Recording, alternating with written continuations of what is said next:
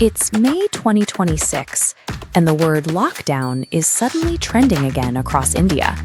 Online, rumors are swirling about a new strain of hantavirus sweeping the globe. But if you look closely at the data, the panic spreading through the country has absolutely nothing to do with public health. The real catalyst for this anxiety was an unusual national address delivered by Prime Minister Narendra Modi. During this broadcast, he didn't announce a medical quarantine. Instead, he made a series of highly specific requests. He asked citizens to work from home, aggressively reduce their petrol usage, cancel their upcoming foreign vacations, and stop buying gold. Why would buying a necklace or taking a weekend trip be classified as a critical national security threat? These measures have nothing to do with containing a virus. The government is initiating a desperate nationwide financial triage to stop the economy from bleeding out. To figure out why the government is restricting domestic movement, we have to look about 1,500 miles west to a sudden geopolitical breakdown between the United States and Iran. When the US formally rejected a major diplomatic proposal from Tehran, the resulting friction instantly destabilized the Middle East. Almost overnight, the market reacted, triggering a global oil crisis. Because the region supplies so much of the world's energy, this sudden threat to the supply chain caused the global price of crude oil to shoot straight up. This is where India gets caught in the crossfire. The country is hyper-dependent on foreign energy, importing the vast majority of the crude oil it needs to survive. When global prices spike, India's national import bill instantly explodes. The country is suddenly forced to spend billions of extra dollars just to keep the lights on and the engines running.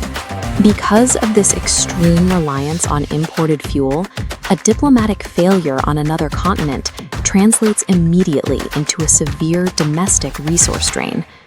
There is a rigid rule governing the global energy market. No matter who is buying the crude oil, the transaction must be settled in US dollars.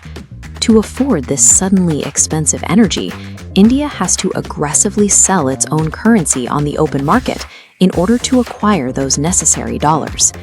This chart shows the exchange rate. As the market is flooded with rupees, the currency crashes against the dollar. This combination, a skyrocketing import bill and crashing currency, creates a massive macroeconomic gap called a trade deficit, meaning more money is exiting the country than entering. Beyond the rising cost of fuel, a collapsing currency threatens to liquidate the nation's foreign reserves and destabilize the entire economy. This leaves the government trapped in an impossible math problem. They can't print US dollars, they can't magically pump enough domestic oil to meet demand, and they certainly can't force Washington and Tehran to make peace. They only have one effective weapon left to deploy: artificially crushing the domestic demand for anything that requires foreign currency. This explains the Prime Minister's unusual speech. By asking citizens to use less petrol and work from home, the government is attempting a direct mathematical strategy. They want to remove commuters from the roads to instantly slash the volume of oil India needs to import. The other requests follow the exact same logic. Gold is heavily imported, and foreign vacations require buying local currencies.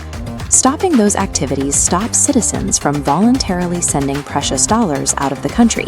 This is an austerity lockdown, a forced economic hibernation designed specifically to save the rupee. When you zoom out to look at the macro reality of 2026, the vulnerability becomes clear. As long as a nation relies on foreign energy, its domestic economy remains a hostage to foreign conflicts.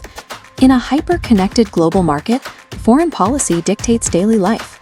A collapsed treaty halfway across the globe is the exact reason millions of citizens are suddenly forced to commute from